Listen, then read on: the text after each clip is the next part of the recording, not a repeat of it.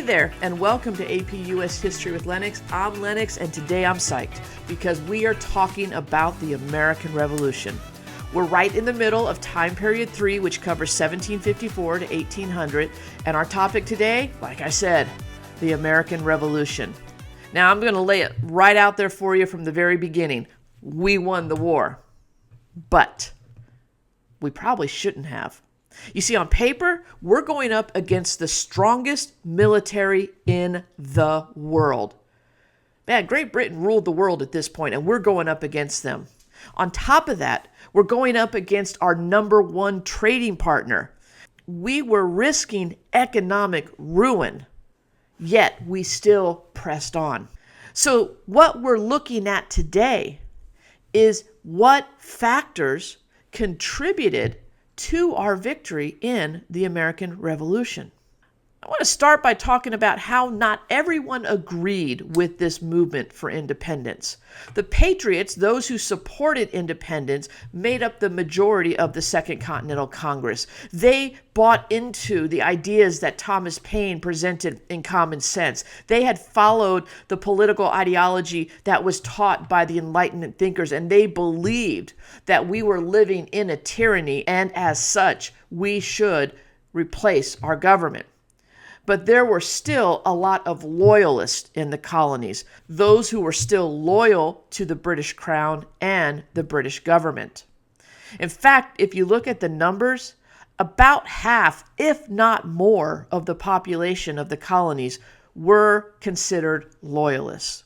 And these loyalists are going to resist this movement in various forms. Now, one of the first things the Second Continental Congress did after they passed the resolution for independence was they appointed George Washington as the commanding general of the Continental Army. And I'm going to tell you, the first 6 months of this war were rough. We didn't have one victory at all. Washington has an army that's made up of men who were poorly armed and poorly trained, and some of them didn't even want to be there because some of them had actually been forced by local militias into serving. Washington questioned, are these the men that I am supposed to gain victory with?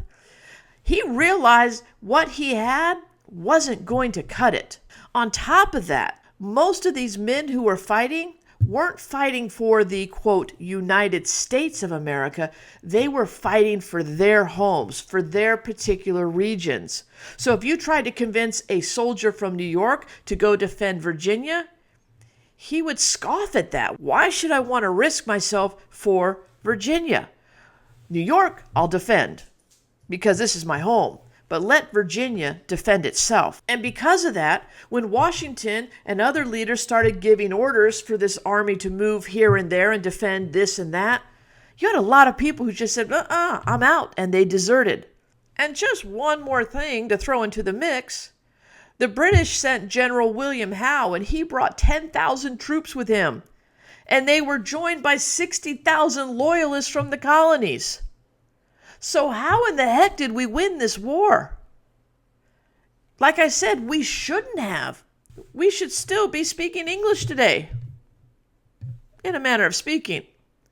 But Washington had a plan, and his plan was simple yet effective. We just have to maintain the battle until we wear the English out, until they just get tired of fighting. And that's what he did. And that's what his strategy was going forward. Now, we did see some victories. I said the first 6 months were bad, but there were some moments. For instance, in December of 1776, Washington crossing the Delaware with the Continental Army on Christmas Eve leads us to a surprise attack on Trenton and a victory over Hessian soldiers that had been enlisted by the King of England. And then the big one, September of 1777, the Battle of Saratoga. Now, the battle itself wasn't some strategic victory by any means, but what was going on is, up until this point, Benjamin Franklin had been in France, lobbying the King of France to join the American movement. And the king had no desire to do that because we were expected to lose. Why would you purposely join a losing war effort? But that victory in Saratoga caught the attention of the French, and they said, well, maybe, just maybe, they can win this war. And so with that, they joined us. Not so much because they supported our movement, but they saw it as an opportunity to weaken the power of the British in the world. The French are going to be followed by the Spanish and the Dutch within the next year. Now, before I go any further, I want to talk about another group of people who were fighting in this war, and that was Black Americans. You may be familiar with the move that the British made, that they promised any slaves in America their freedom if they joined the British Army. Did you know that Washington made the same offer? And so we're going to see about 5,000 Black Americans fight with the United States in this war. Now, a lot of them came from the North, but a number also came from the South. So now that we have the help of the French and the Dutch and the Spanish, we have access to more weapons. We have access to more finance. We have access to more troops.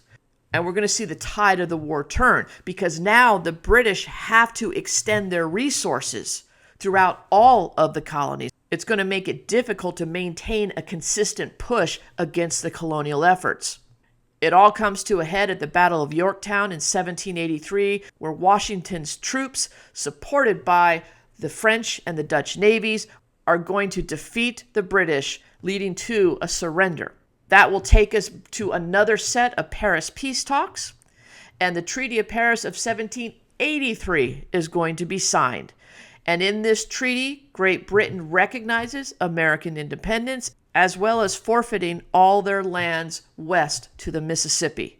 And the United States is now an independent nation.